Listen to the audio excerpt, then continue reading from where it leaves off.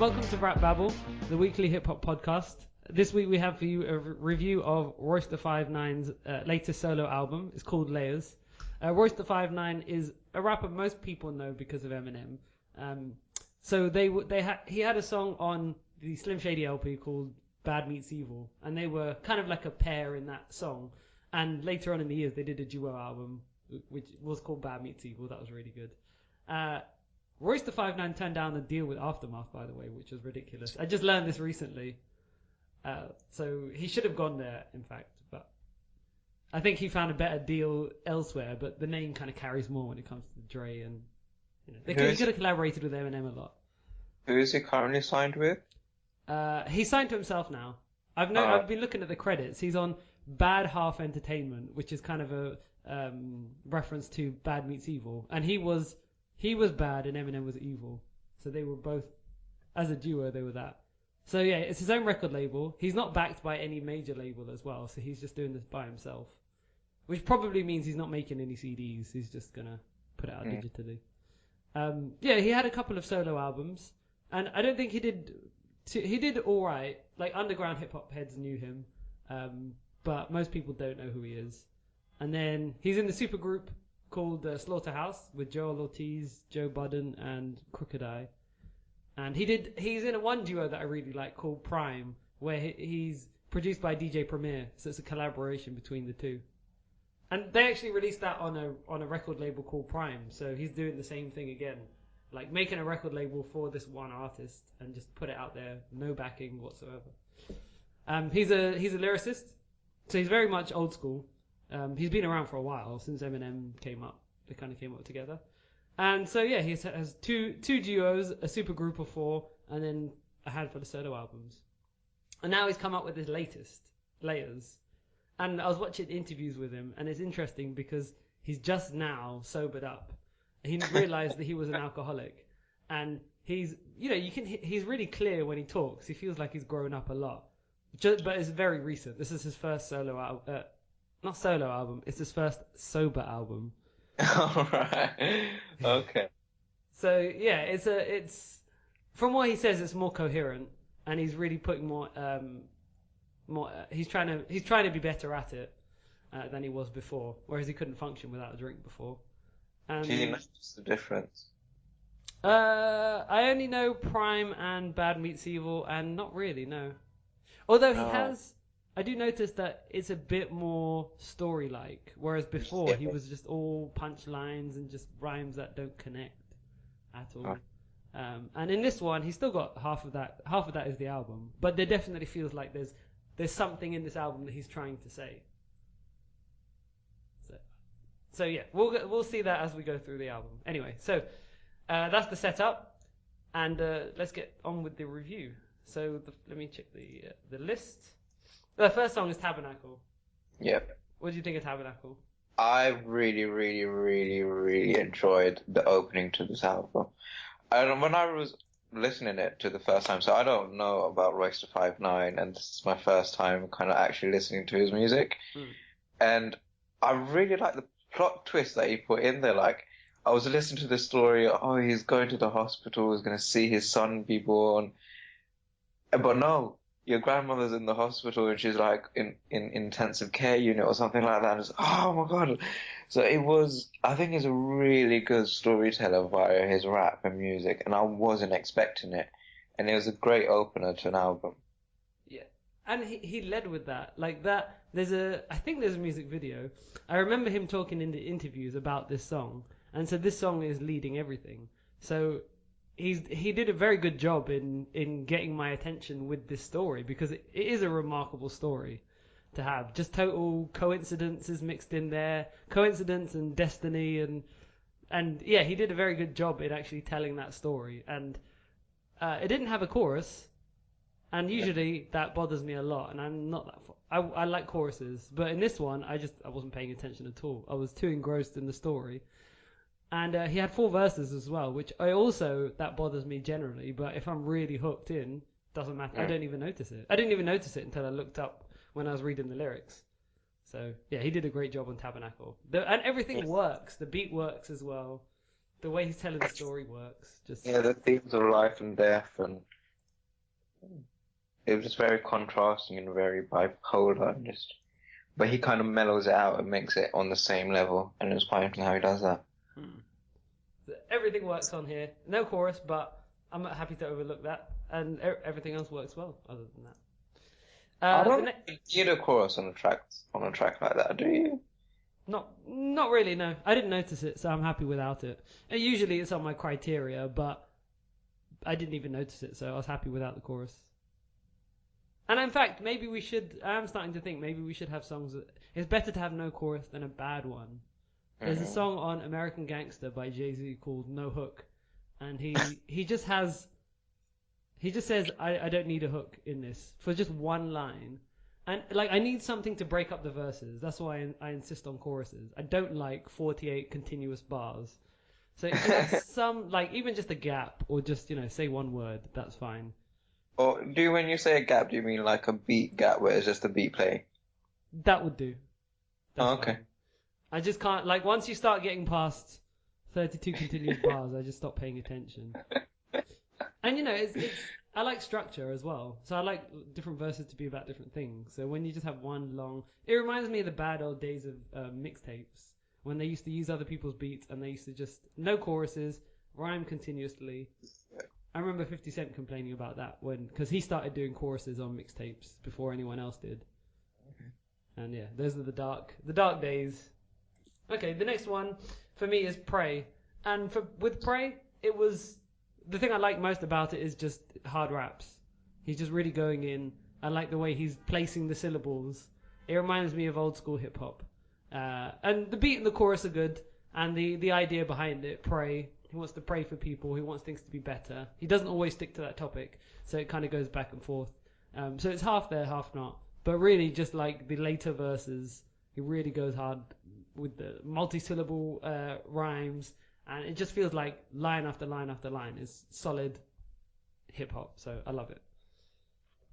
Yeah, I was just gonna say the the type of rap that he does and the type of album this is, sorry, is it is quite hard rap. It's very you're telling a story and you have to pay attention. It's not just like this noise that you have in the background. You actually need to pay attention.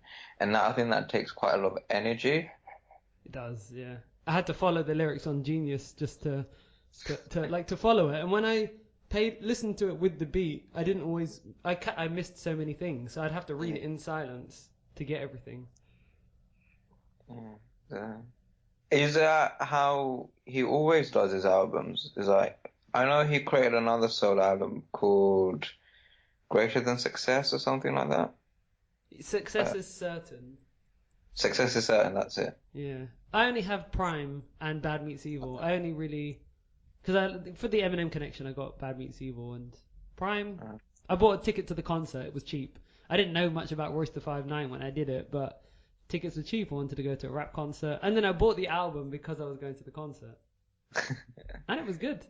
Especially the beats on oh, that album. Like it's because it's one producer and he's interested in making beats. They're not just like it's not a collection of different beats from different people. It has a sound to it.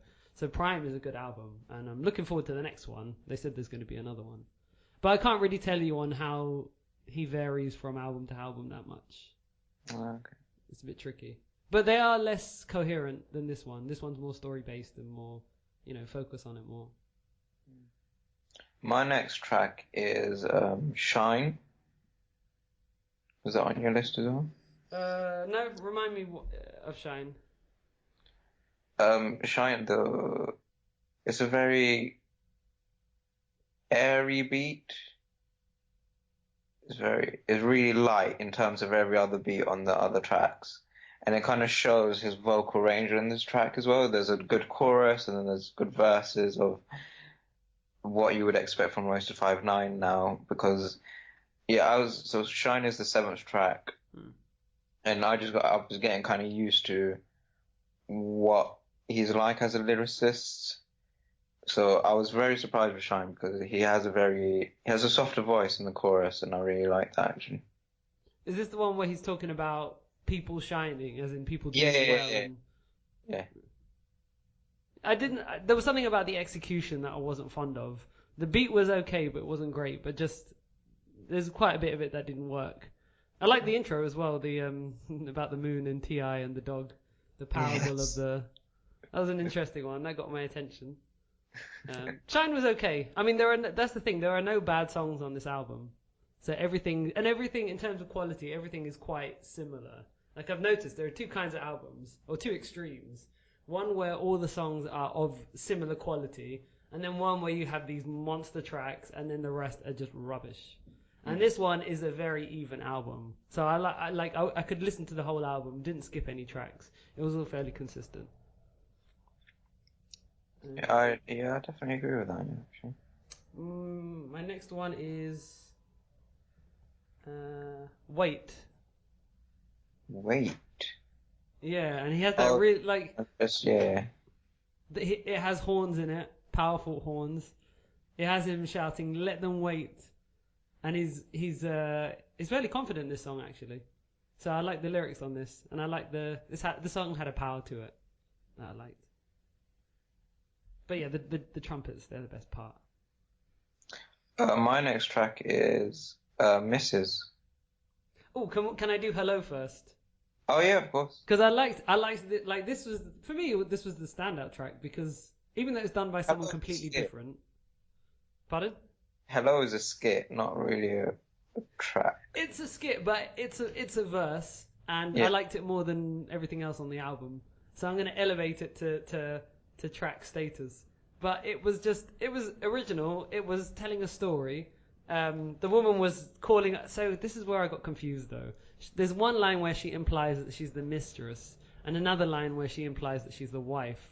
And one of them is calling the other, saying, "This is my guy," and trying to scare the other one away. I just couldn't tell who she was. But I just love story raps, and this was probably the most story-like of all. She was totally in character the whole time.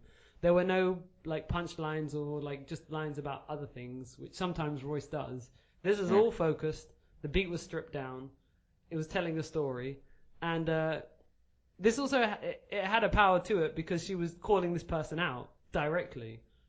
So I love the song, and then this leads into the next one, which is the story about his mistress. So go on, take it away.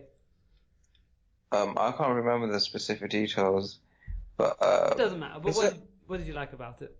I did like the story. Is it at one point she said she was pregnant? She lied and said she was pregnant?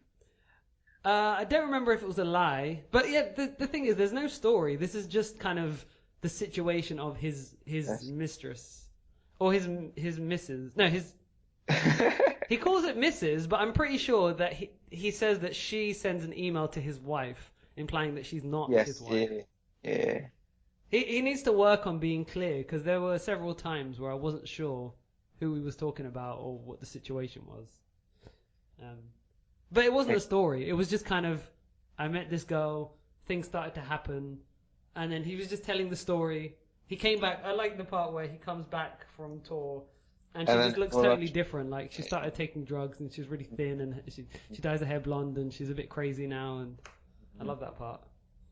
This is when it all starts to fall apart, and he, Do you think he's good at creating imagery or painting a picture in your head?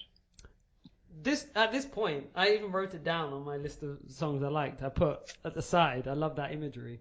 So generally, no, I don't think he's done that very well the rest of the time, except for Tabernacle. But he did it very well here. And again, I was engrossed with this song. So yeah, it was. I do love the story, and I love following people's stories. I don't want random raps. This is what I like. So a lot of things worked on this song. I also like the beat on Hello as well because of the Hey Mama in the background. It's really nice. I really like vocal beats or incorporating vocals into a beat. That's coming up on another track actually. Oh, what track is that? I've got that down for layers, but we'll put that last. Have you got any others between the two? No. Oh, I want to mention Dope as well. You know the song where he would end many lines with I sold dope or I'll sell dope. Yeah. Yeah, that kind of worked and kind of didn't. Like I kind of feel like he was trying to make it into a Black Rob's Whoa, where he says whoa in every line. Do you know that one?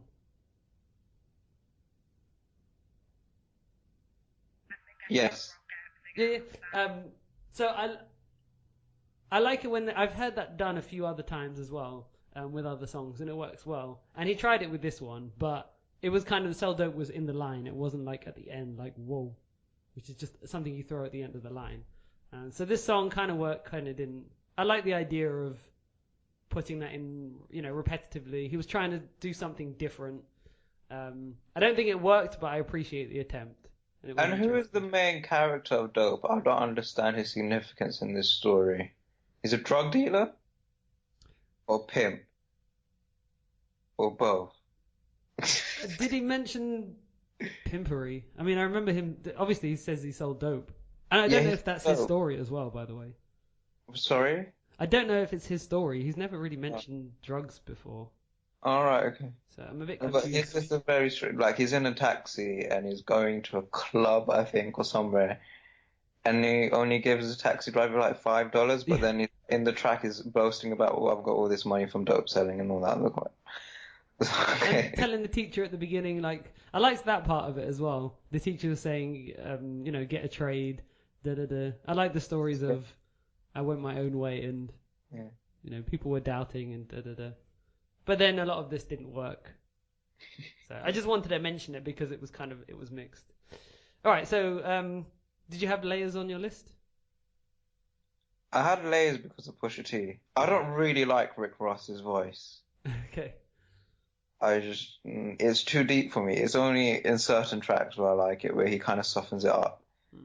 I don't like Rick Ross, but Pusha T and Royce da 5'9" on the layers was quite good.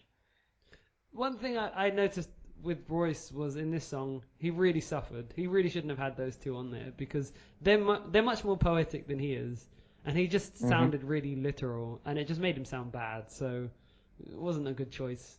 But in terms of making a good song, they were good choices. And Pusha T especially sounds more poetic than usual. Oh yeah, never really realized that. And it's a vocal beat as well. Ah, Yes. I I, didn't wa- even I, go I on. wonder why he put both Pusha T and Rick Ross on one track. Hmm. Was he like kind of trying to challenge himself to kind of push him up to that sort of level? And in your eyes, he didn't meet that expectation. So Yeah, I don't think he did because he didn't try. We would be able to see him trying and not doing it. I don't think he tried to do that. I wonder if this was a sales move. Like, let's Mm. put two big rappers on, and he's funding this himself because it's his record label. So I doubt he can afford anyone too big. But these guys are kind of within his. They're like in his range of Mm. like status. Especially Rick Ross now. Rick Ross has really fallen over the Mhm. last couple of years. So now they're all similar, like underground rappers who are Yeah. known but not hugely popular. Yeah, who are massive. Yeah, I mean, I'm kind of surprised that he didn't make a Sell Dope song because they're both. Mm. Well, one is a definite former drug dealer, and the other one I'm a bit unsure of. Rick Ross. He No, possibly he was a definitely small. used to do drugs. I mean, deal drugs. Pardon? Definitely. He definitely used to do deal drugs, Rick Ross. Yeah, probably. Maybe he just exaggerates his story rather than. It's Oh not yeah, like fabricated, but Kendrick Lamar, he always exaggerates about killing people and like actually hasn't killed any people or something like that. wait, he said that he's killed people. Yeah, no, like for example, like Kendrick Lamar plays around with the imagery of shooting people. For example, in Black of the Berry, Ah, okay. he calls himself a hypocrite because he had to kill a black person to get into a club. Not a club, sorry, a gang. Right, right, right, right, right. When he's asked in interviews, he's like, no, I've never done it. It's like, I mean, okay. I wouldn't have believed it anyway. The thing with Rick Ross is he's a bit more literal in his music, and yeah, he probably did do it at some point, just on a small scale. Because did you hear about the story about him working for the as a correctional officer? I think it was. Well, wow, I never heard of that. No. No, okay, there was like it was a big hip hop expose where there was a photo of him. It surfaced with him in a kind of police like uniform, Mm-hmm. and he didn't have a beard. He was looking very young, and he worked as a correctional officer, which kind of goes contrary to everything he stands for in his music. But his music, like that persona's fake anyway, so I don't think this would have been a big deal if it was anyone else who did it. You know, Kendrick Lamar or J. Cole came out with that. Wouldn't have mattered that much. But Rick Ross, who claims he's Pablo Escobar, is controversial. Anyway, we can get onto that another time. If we ever review a Rick Ross album, which I don't know. I don't want to. You know what though? I'll give him one thing. He's poetic. He's probably the most poetic rapper I know in the way he puts words together. And it's a shame that he doesn't use his power. Do you like E40? I had some of his songs back in the 90s. Yeah. Yeah, I like E40 more than Rick Ross. And he's a much better poetic rapper lyricist. He's still doing things as well. I'm impressed that he's still at it. He's really he's consistent, and he's one of those people, kind of like Prince. When I looked up Prince's catalogue after he died, it was just immense. So E40's on Schoolboy's Q new LP as well. Oh. Yeah, it's called. He's on the track called Dope Dealer. It's quite good. You should listen to it. It's produced by Southside and Metro Boomin. I love this duo for their "What a Time to Be Alive" music. Yes. Yes.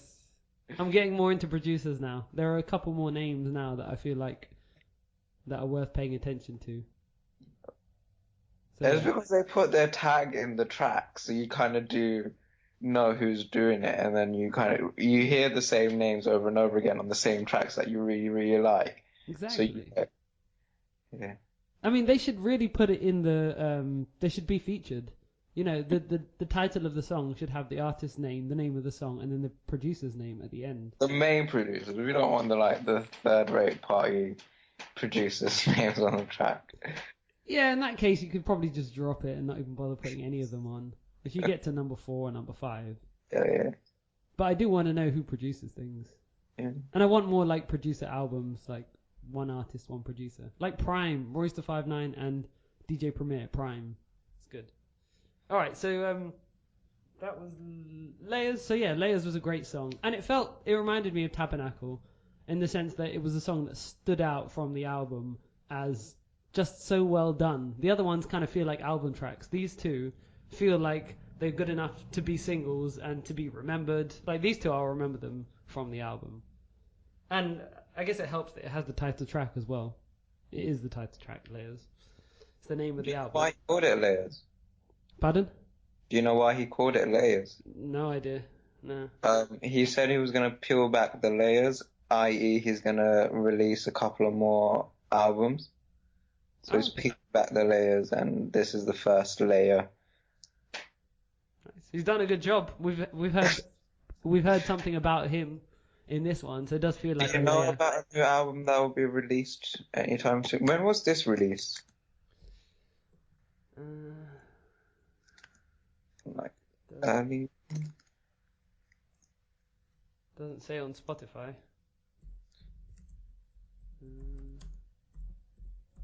It was this year. Oh, 2015, last year, April 20. Oh no, sorry, released April 15, 2016. Yeah. Okay, so not long ago. Yeah, it was recorded last year. So.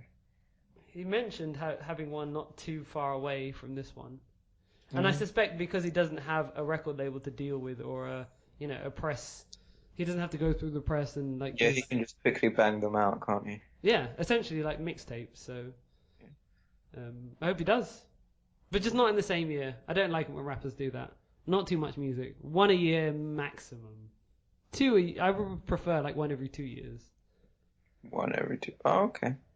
Yeah, I don't want to be oversaturated. I'm talking to you, Kanye West. We don't need another one in 2016. Take your time. Make it better. No, but you want Cruel Summer's Winter, though, don't you? I'll allow that. That's a group album. I want that in the winter. Yes, I'm looking forward to that. All right, overall thoughts. So what were your overall thoughts of this album? I think this was it was a showcase album to kind of show off Royce da 5'9"'s multifaceted skills. He experimented with his vocal range. I really like the story. I'm gonna watch this artist from now on. I've never heard of him. Well, yeah, I've never heard of him. Never listened to him. And he's kind of reviewing this album, kind of put him on the radar for me. Have you Do you know the Slim Shady LP? Well, Yes. do you remember him in that? He was. I remember him in that, but maybe because I was a bit younger then, I wasn't really paying attention to people that were in the music, and I was just really focused on Eminem. Okay, yeah. So yeah, I'm gonna watch. This is a guy to watch definitely, and if he does release a new album after Layers, I will definitely take a listen Mm. because he's kind of proven his worth even on this album, even though I haven't listened to his previous albums and seen how he's progressed as an artist throughout. I think he's a very good lyricist, and he's caught me. Mm. Like I don't know many of his albums before this, other than the duo albums. Mm. But like this reminds me of old school hip hop, and this is just, it's pure hip hop. It's not diluted by the pop charts. Trying to make music for that, or just diluted by other things like money or cars or stuff like that. So this, for the most part, this has quite a lot of substance in it, and occasionally he goes into those things, but for the most part, there's a lot of content on this album that it was lovely to go through it and to listen to all the different songs. And it reminds me of like a really strong first album. In some ways it is because he's a different person now. But it just reminds me of people when they have really strong first albums where, although nothing stands out, nothing's amazing because they haven't progressed enough yet. There's enough on this to make you think, oh, this guy's got potential. It reminds me of J. Cole's first album, the Sideline Story, Cole World. Oh yeah. Yeah, nothing really stood out from that, but you could see there was potential. And this isn't his first album, but I guess it's his first sober solo album. So, and I hope he does Prime again. The beats were good as well. Like this was good all round. That's one key thing as well. All round, this was good. Chorus, lyrics, beats, everything was lovely. So I was really happy with this. So overall, I would give it an 8.3 out of 10. I would give it a solid 8. Yeah. Good. All right. So those are our thoughts on that album. We'll be back next week with another review. Thanks for listening. Like us on or subscribe to us on Facebook, Audio Mac, SoundCloud, and YouTube. We'll see you next time. See you.